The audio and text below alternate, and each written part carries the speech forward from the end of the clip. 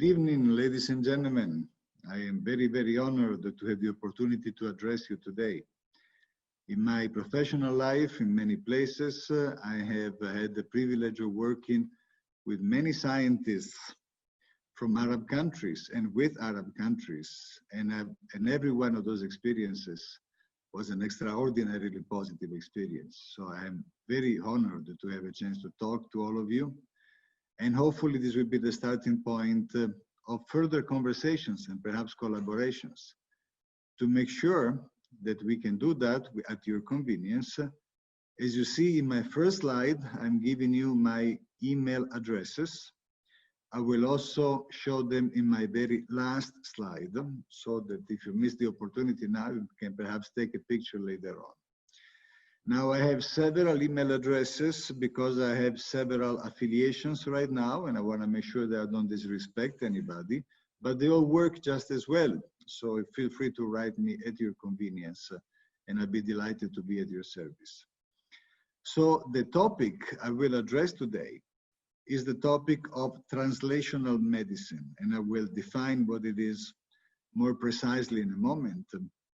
But roughly speaking, it is the process that takes a scientific product, a scientific idea, a scientific discovery, and brings it in hospitals, in medical offices, in pharmacies, in places where they can be used by people that need them, by patients that need them. I've called this lost in translation, of course, with a takeoff from a famous movie, simply because of the fact that, as you will find out, very tragically, the vast majority of scientific discoveries, they could help people that need help, people that have terminal diseases or chronic diseases that they have to be afflicted by for their own lives. Many discoveries, the vast majority of those discoveries never make it. And even those that make it can only be used by very few people, and it takes way too long and much too much money.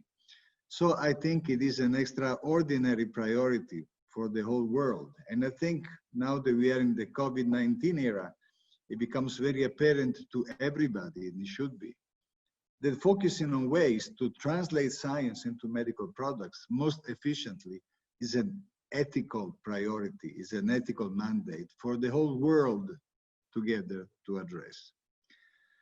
I was asked, like all the other speakers, to give a brief self-introduction. Please accept my apologies if I do that, and it gets a bit boring. So right now, I am a professor of pharmaceutical sciences, an affiliate professor of pharmaceutical sciences at the University of Washington in Seattle. I'm also a professor of business and a member of the board at the University of St. Thomas in Houston, Texas. I'm what you call a scientist entrepreneur, so I've started many companies, I've been working, and I'll tell you a few of the stories. I'm currently on the board of Arrowhead Pharmaceuticals, which is a NASDAQ-traded or Wall Street-traded company. It's headquartered in Pasadena, California. That company does siRNA therapeutics, a special type of gene therapy, silencing genes. I'm the senior most member of the board. I started being on the board about 12 years ago, the company, and I've seen the process of translation within that company take ideas from the very fundamental level of scientific discovery into multiple medical products that are in the clinic right now against several diseases, very, very tragic diseases with huge prevalence worldwide. And I've seen the value of the company go on NASDAQ from tens of millions to several billions, which means creating jobs and wealth at the same time and opportunities for many, many people, which is a huge side benefit, of course, of the translational process. I am also currently on the board of a company that I've started. It's called Briette Pharmaceuticals. It has operations in Houston and in London. And to make sure that I clarify which of these has contributed to the different things I want to be talking about, I've used their templates of current and prior positions that I've held, indicate where the work was done. So in terms of my training and background, I trained in mathematics, I trained in engineering, I went to medical school in my 40s when I was already a professor of engineering and a professor of medicine, but not on the clinical side. I never became a medical doctor. And I got some training in business because of some of my leadership positions, so sometimes induced the various institutions that I serve to send me for further training. So I've done my business training in places such as Harvard and the University of Pennsylvania. So in my life, I've been a professor in several institutions. I started out, my first tenured professor position was at the University of California, Berkeley in engineering. Became a professor of engineering and medicine at the Ohio State University, where I also went to medical school. After that, I was also a professor at Weill Cornell Medical School, which is in New York, as you know, has an operation that is not far from you. I was also a senior associate dean there. I was a professor and department chair at the MD Anderson Cancer Center, the #1 cancer center in the United States, that is in Houston, Texas, where I was also a professor at the university's medical school. I had the privilege of serving as a special expert at the National Cancer Institute in the United States, where I put together the national plan on nanotechnology applied to medicine, which is still ongoing, and I think despite my input has been very successful. So let me see if I can show you some few more slides here. Unfortunately, here we go. Yes, and what I do, you know, I look at life as a continuum. You cannot just be a scientist, right? You have to draw your energy from places, and this is what I do. I love my music. I play the saxophone, I sing with multiple different bands, a rhythm and blues band here in Italy, where I'm speaking from right now. As well, when I'm in the United States, I play with some great musicians, such as Milton Hopkins and Texas Johnny Boy. You see them right here. I know that I'm speaking to a lot of young people. So young people, do continue to pursue your passions, no matter what they are. They don't have to be super consistent with your profession, with your mission on the professional side. It's very important to keep your soul energized. Creativity has many ways to speak, and they all help each other out. So that's what I do with a lot of passion. So now back to the topic I'm going to talk to you about, the lost in translation. Can you imagine that of the many drugs, for instance, that are brought into existence through scientific discovery, very few actually get to the drug development stage. And of those, the vast majorities of them die before they are turned into clinical products. It takes 10 to 17 years on average in the best places in the world to go from proven science to medical product. It costs billions of dollars because of the fact that it takes so long and it costs so much. Very few of these molecules, they have a correct science. I mean, the science is proven to work, but they never make it to the clinic. And even when they do, because of the incredibly flawed system that we have in the world for distributing drugs to people that need it, the vast majority of the people in the world never have access to these drugs.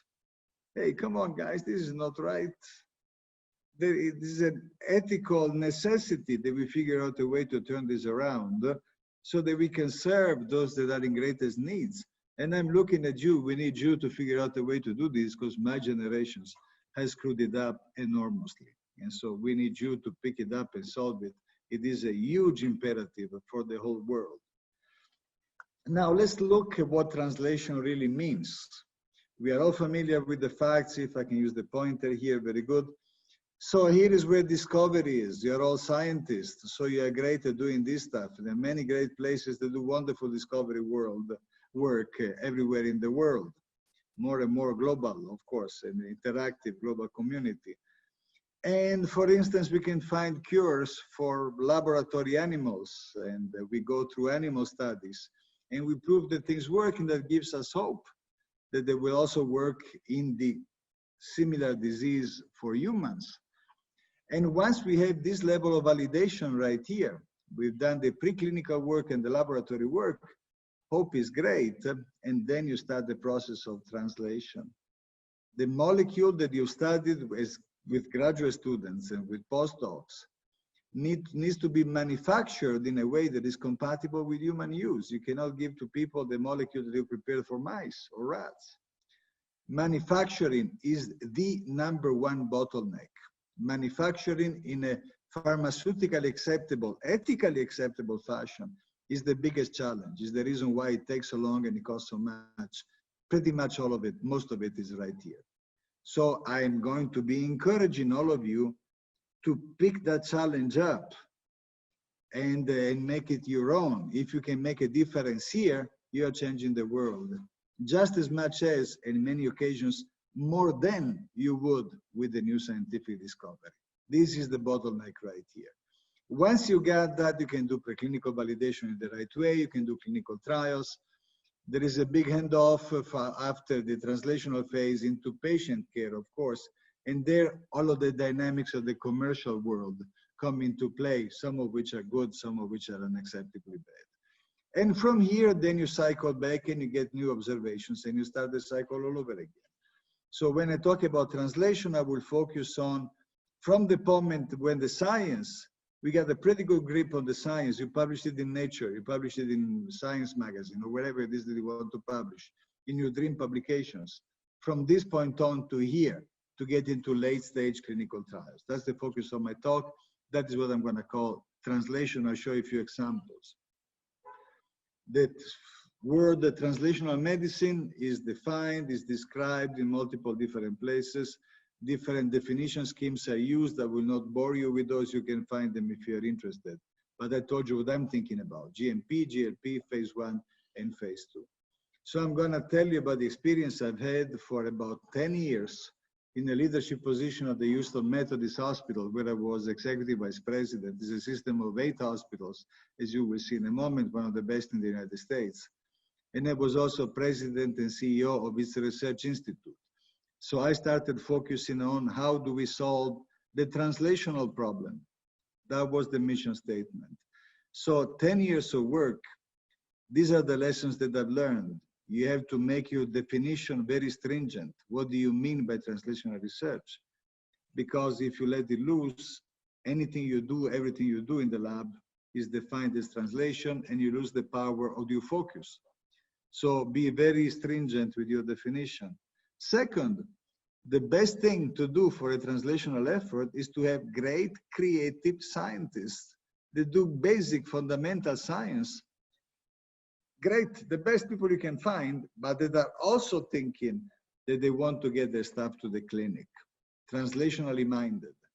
Third, and perhaps most important, all of these are centrally important, but if there is one king bottleneck, is translational infrastructure, the manufacturing side, in particular the manufacturing side.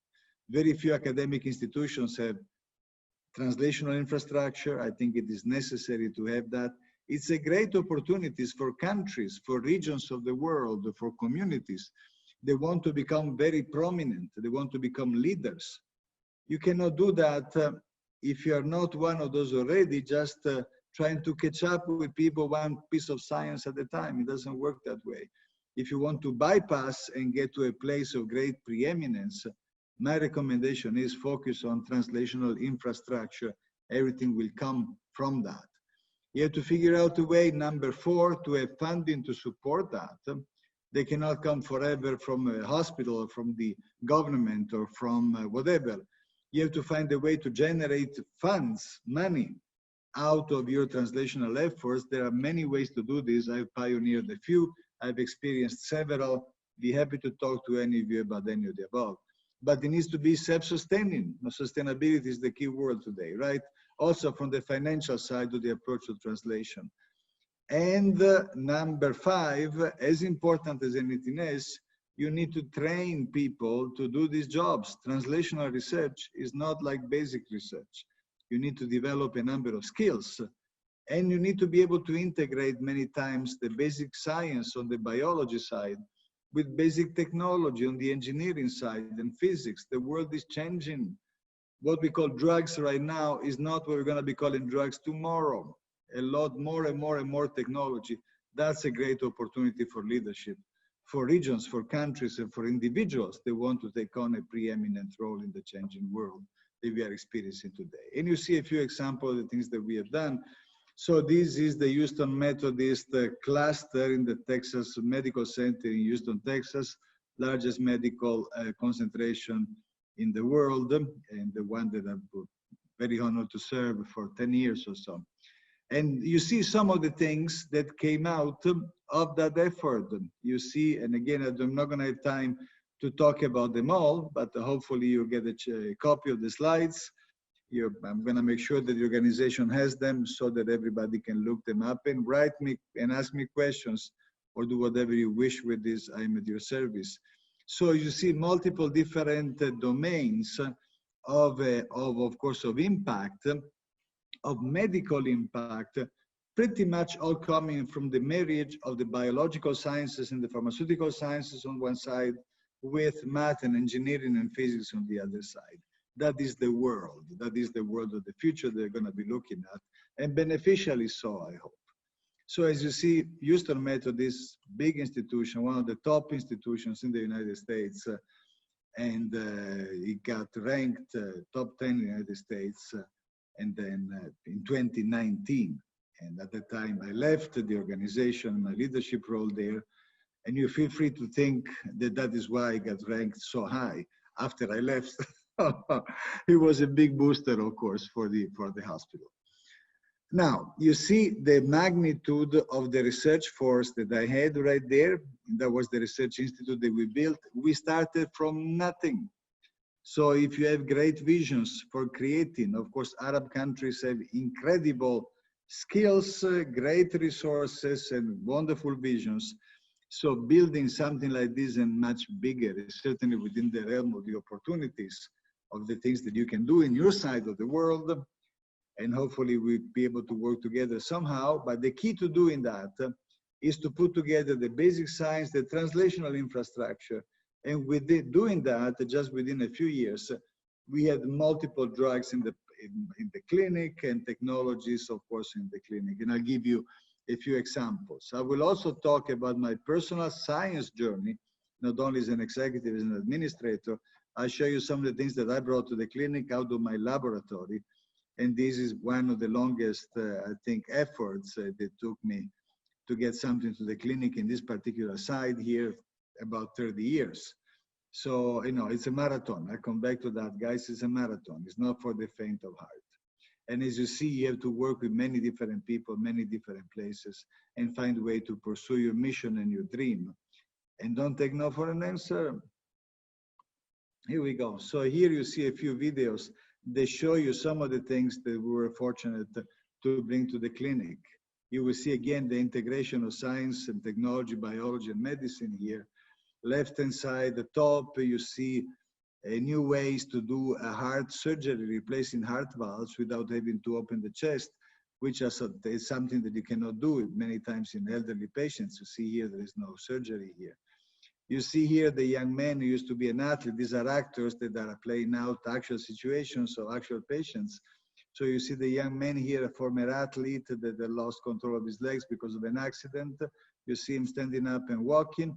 The beauty of this image is that he's controlling that motion through this brain to neural interface. It's essentially the cap right here does not have electrodes piercing inside of the head. It's just collecting his EEG and picking up the order of starting and stopping the motion of this robot-like, of course, platform.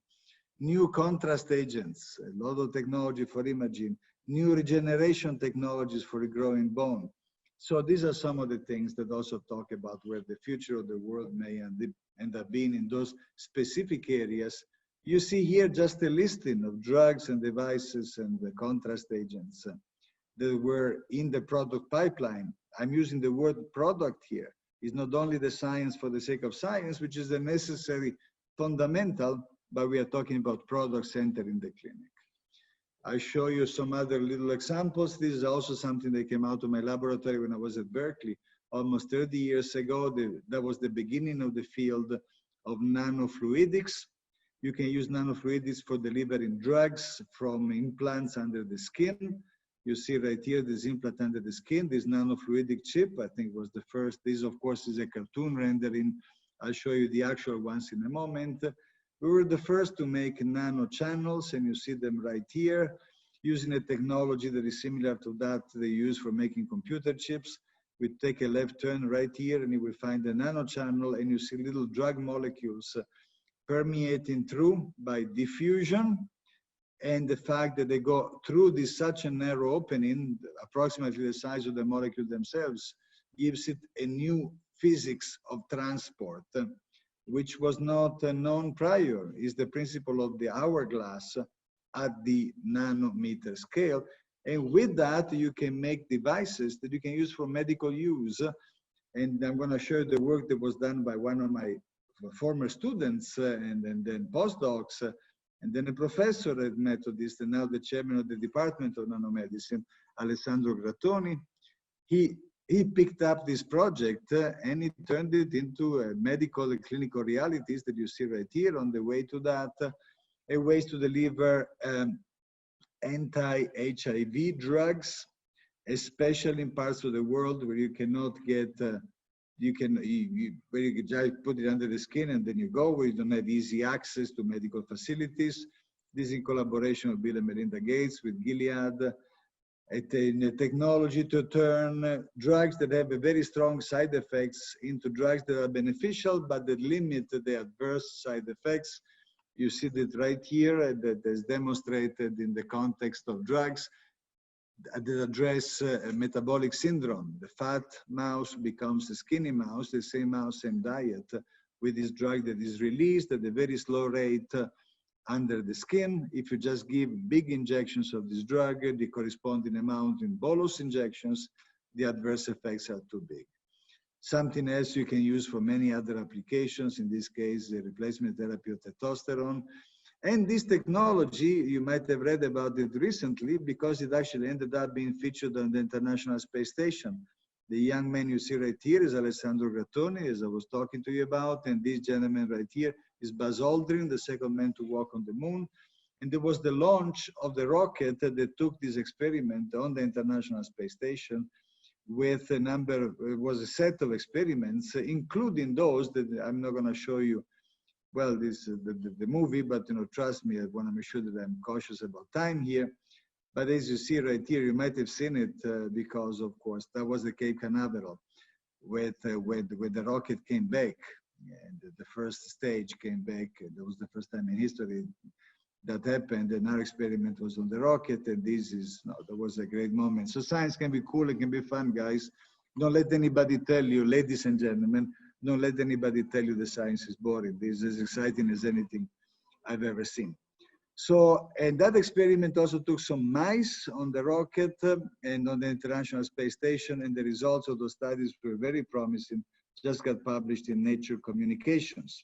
So the skinny mouse, the mouse right there, does not lose body mass, muscle mass, and bone mass as much as his friends remained on planet Earth. As you know, astronauts in space lose bone mass and muscle mass, but with this drug, a low concentration, long periods of time, that effect is not as pronounced, which gives hope that we can actually put people in space for a long, long time without those adverse consequences. And the same technology and the same drugs are important also on planet Earth. Think of osteoporosis, think of the loss of muscle mass that is typical in advanced stages of cancer. So you don't have to be traveling through space to benefit from that. And here is, and my good friend Alessandro was also able to take up some extraordinary new technologies, materials for constructions in space that came from Lamborghini. So here you get Ferrari talking about Lamborghini. We shouldn't do that, because of course it's competition, I'm joking. All right, and the longest project that I've been involved with myself is that of focusing on lung and liver metastasis of cancer, no matter what the origin of this metastasis are, can be breast, can be skin, can be from other parts in the body. Once the cancer gets to lungs and liver, typically the prognosis is very grim. We don't have cures for that type of diseases, metastatic disease to lungs and liver, and that is the #1 cause of death due to cancer in the world. So it's We started focusing on that. And the path that I took over the last 30 years allowed us to establish a number of platform technologies and to start certain fields of science that I will mention in a moment. And it was the marathon that I wanted to talk to you about. You know, you're gonna be, if you want to make a big difference, there is no two ways about it. You have to figure out a way to survive the bad moments. There is gonna be many of those bad moments. My wife has told me that the samurai, the fighting heroes of Japan, of course, history, samurais have an expression, they say, 7 times down, 8 times up. That is the key to success if you are a scientist. I don't consider myself a successful scientist, but those that have been successful, they all share that particular hallmark. So one thing that we discovered during the years is that biological barriers, the body is set up, different compartments in the body have different barriers that are very intelligent. They know what can penetrate and what cannot penetrate, at what rate, and under what circumstances. And those dominate what happens to the drugs that you give to people, much more so than specificity. Specificity is the final event of a long chain. Biological barrier penetration is the dominant event that gives you, in first order, biodistribution, but then of course it also gives you efficacy and it gives you toxicity if the penetration is not of the type you want. You have here a list of barriers. So we focus on biological barriers and try to modulate those and build the drugs. I'm using build drugs, you will see why in a moment, so that they can make it across those barriers in preferential fashions and concentrate on cancer sites. And this is the slide I showed you earlier. By looking at barriers with a number of different platform technologies, we started in many ways the field of nanomedicine, the field of transport oncophysics, the field of multi-stage vectors, and this new generation that came after about 25 years that we call injectable nanoparticle generators, or Impgs. We also call them transtherapeutics sometimes, but the word is also used with a different meaning, so I'm moving away from that. You see some of the key moments in that, I will go through them. So I had the privilege of being perhaps the first to write about cancer and nanotechnology in the same sentence in a major journal. At the end, when I was putting it together at the National Cancer Institute, I was invited to write that. Much to my surprise, it made the cover of Nature Reviews, Cancer.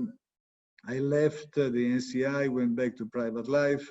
As an academic, I set up a number of centers with multiple institutions, putting together technology, biology, and of course, with clinical soul.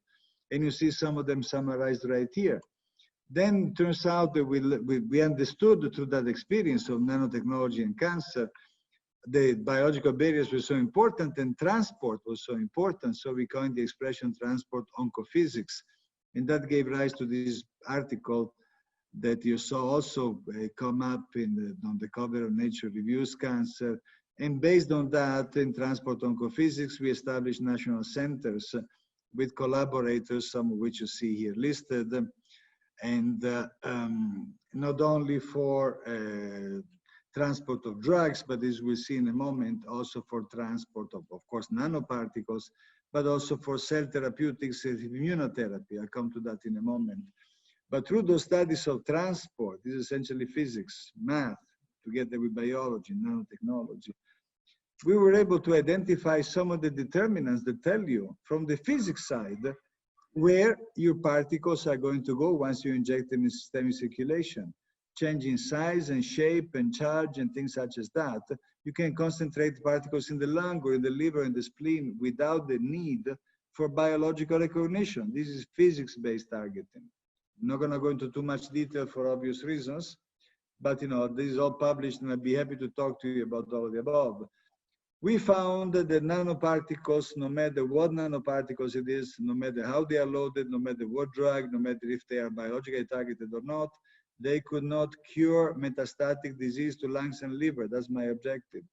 So we had to come with next generation technology. So we did this multi-stage, which is essentially a microparticle that delivers a nanoparticle that delivers a drug, or further evolution of that. And you see them right here. I made the cover of Nature Nanotech in 2008.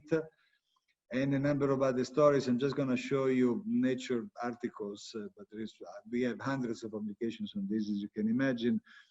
We're able to find ways to add biological targeting so that we could address, for instance, malignancies that are associated with the bone marrow as a metastatic niche and as an origin of liquid cancers. And also doing the same from contrast agents, and we don't have time to discuss all of those, and find ways to get, again, to treat bone metastasis, in this case of metastatic breast cancer right here, with biological targeting as well, to target inflamed vascular endothelium associated with tumor angiogenesis. This got a lot of attention. We delivered this siRNA, and this was covered in Nature in 2014. And that was a way to essentially prove that a certain stress protein, ER stress protein, was foundational for a set of the breast cancers that we call generically triple negative. So this is basic biology done in vivo using nanoparticles as siRNA platforms for validation. I promised to you applications to the world of immunotherapy. You see Haifa Shen here, my longtime collaborator, a tremendous scientist, great.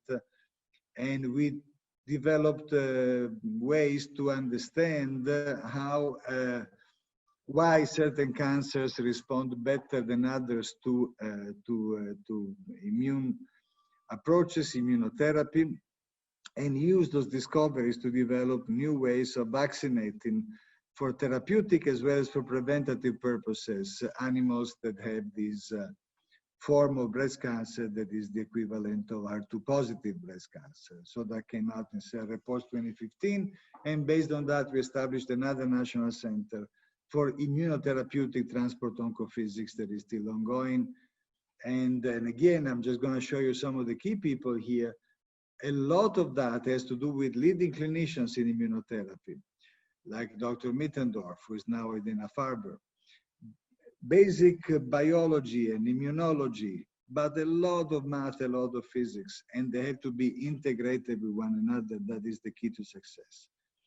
So out of that experience, one in particular that I want to talk to you about is, as I was telling you, the Impgs. Injectable nanoparticle generators. Remember, the multi-stage vectors are microparticles that deliver nanoparticles that deliver drugs. That doesn't work to cure metastatic disease either. It does many other good things, but not metastatic disease to the lungs. Because, as we found out, the microparticles concentrate on blood vessel walls that feed the tumors, the metastatic tumors in the lungs in particular. That's great. But then the nanoparticles don't enter into the cancer tissue. They are stuck at the blood vessel wall. So we had to figure out a way to make across the blood vessel wall, and this is the way we came up to do that. So essentially, inside of the silicon particles right here, biodegradable silicon microparticle, nanoporous, we have these strands of polymers that have a drug, the cytotoxic payload, connected to it through a pH-sensitive linker. The advantage of this formulation, they are not nanoparticles, so they can permeate inside of the tumor, and then inside of the tumor, they form nanoparticles of a type that gets picked up by the cells that are particularly important for metastatic cancer. We are calling those cells, like everybody else does, tumor therapy-resistant cells, or tumor-initiating cells are called sometimes cancer stem cells by others. Those are the ones that are very difficult to kill with chemotherapy. And even after the vast majority of the cancer is wiped out, they're repopulated, and that's why we lose patients to what we call therapeutic resistance. So what you see right here is that with this approach, actually we got animals in the lab to be completely cured of their metastatic disease to lungs and liver. About 40 to 50% of them, multiple different models. We published that in Nature Biotech. The key again is that nanoparticles are generated inside. We have had a patent pending on that notion for a number of years. And you guys brought me great luck, because today I learned that that patent got approved by the United States PTO, Patent and Trademark Office. So it is now officially patented, which hopefully will help us bring it to the clinic in a more efficient and efficacious fashion. You see right here, that was the original paper in Nature Biotech, again with Haifa. Many stories I can tell you about that, but we're not going to have time, but please contact me. The mechanism of action of the drug is, which is important, is what you have to declare to the regulatory body and prove to the regulatory body, is a transport-based. So this is a variation with respect to what you normally see in the pharmaceutical world. I think is a very fundamental transformation. This is a physics-based mechanism of action, which is summarized in this cartoon. It's a bit too long to feel free to read the paper and call me up and ask me questions, but essentially different parts of the drug. You remember, we got 4 pieces to the drug. We got the silicon, we got the polymer, we got the pH-sensitive linker, and we got the drug. Each does a part of the journey across multiple different biological barriers, and that is how you can get the killer drug to the nucleus, which is where it acts. If you take away any of the pieces of this complicated drug, it does not work, and nothing else does to cure metastatic disease. So we are putting a lot of hope into this drug. And so that mechanism that I just showed you, that we postulated based on math. And then we validated it in Nature Biotech in 2016, just by showing that we would cure those animals, 40 to 50% complete cure. They go on to live without cancer for the rest of their lives, and they live as long as they're healthy litter mates that never had cancer to start with. So that's a functional cure. So this is the mechanism. It took 4 years to publish the imaging validation of the study. So it was conceived mathematically. And now you see here, just got published last week in the current issue of Science Advances. You will find the imaging validation of that done by a wonderful young lady by the name of Shreya Goel. And Shreya is now at MD Anderson, and that was her postdoctoral project, and she's done a fantastic job. Essentially, what you see right here is that without the need for any targeting biological agent, I get a ton of drug in the lungs, in the lung metastasis in particular. But if the animal is healthy, there is nothing in the lungs. A lot in the lungs with metastatic disease, and that's why we can cure those lungs. And you can prove that with imaging at all levels, at the body level, at the tissue level, and in between, chronically in the entire journey. So what we got right now is we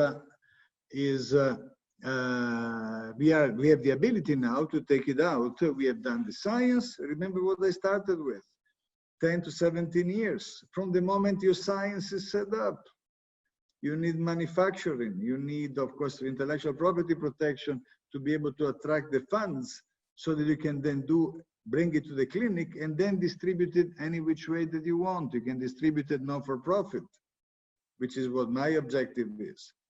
Or you can distribute it in other ways. But you know, the time of development is immense, and from science to translation to the clinic, we want to shorten the 10 to 17 years. So the way to do that, we decided to establish a company. That's one of the companies that I told you about that I've been associated with. Briette brings this particular IMPG product with doxorubicin. We call it IMPG PDox, also known as ML16. And what I'm going to show you from this point on has to do with the clinical translation that we are doing right now. So you see the summary of what are the advantages and what are the characteristics of this approach. And it is a new chemical entity. It's not a drug delivery system. It's a new chemical entity. And it accumulates in the tumor because of its physical properties, its physics-based targeting. It creates nanoparticles for the first time that we know of inside of the tumor. And because of those nanoparticles that are what we call exosome-like, because of the nature that is so similar to exosomes, that's how they get picked up preferentially by the cancer stem cells, and they actually end up doing the job that they need to do. So that's where we are right now. As you see the summaries of some of the things that I've talked to you about. The key component is that we get effective attack of cancer stem cells. That's how you can prevent the recurrence of the disease and the onset of what we call therapeutic resistance. Now, let me come back to a notion that I said earlier on. What is the key to successful? There's multiple necessary steps, but of those, the one that perhaps I believe is the most daunting is the place where most products never make it to the clinic, even though they would help people, even though they would be better than current drugs, even though they could cure currently incurable diseases. The most daunting barrier of them all is production, is manufacturing. This is a new class of therapeutic agent. You have to invent the way you manufacture them in a way that is regulatorily approvable. So you need to develop new manufacturing strategies. You need to work with the regulatory body to make sure that they understand how it works and they can validate it and they can be in their conscience satisfied that what you're coming up with is what your theory said. And it's going to be the same every time you make the drug. Extremely complicated. This snapshot I'm showing you, remember, this drug has got 4 components. It's got silicon, it's got polymers. These are things that usually we don't see in normal drug formulations. These are, in particular, in the format of nanoparticles that are formed inside of the body. Certainly not in the format of microparticles that are biodegradable and disintegrate in the body, but the notion of injecting nanoporous silicon microparticles in the body is a notion that is very different from what the pharmaceutical industry has done so far. So you see the environment where these things are made is a space age,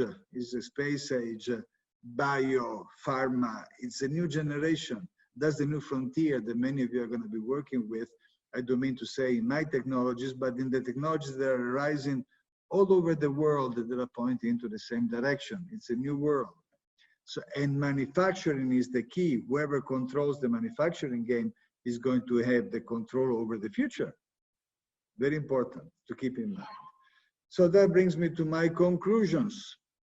My conclusions are in 3 key messages. Key message number 1 is the summary of the barriers and the potential ways to address these barriers in a translational medicine approach. Be very strict in what you call translational. Bring in very creative scientists, the best scientists you can find that have a translational mind. Some do, some don't. More don't than do. So that's how you make your choices. Infrastructure, manufacturing in particular, paramount importance and a great opportunity. Sustainable funding approach, sustainable approach to translation through, of course, generating wealth to those that give you wealth to make these things happen, and educational programs that are focused on this. So this is my number 1 message in terms of the strategy, take-home message. Second is the marathon. I actually started running marathons because they are so much easier than a day at the office.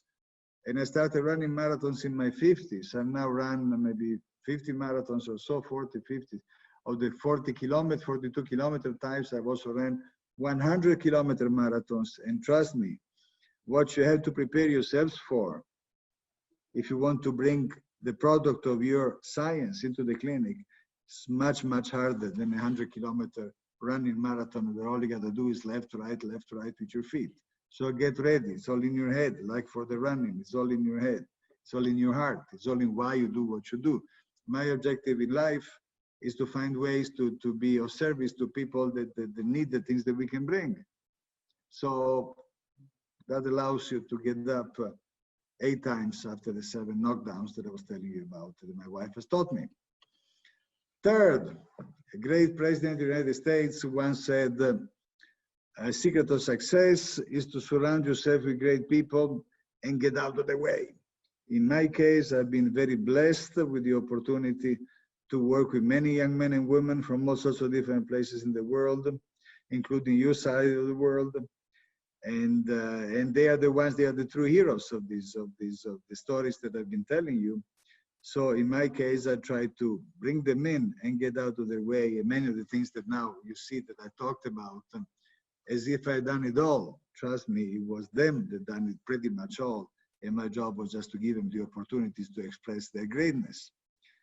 So those are the 3 closing messages. and I'll be very happy to continue to interact with all of you. So I wish you the best.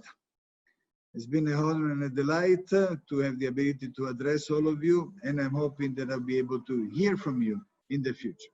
Take care all. Bye.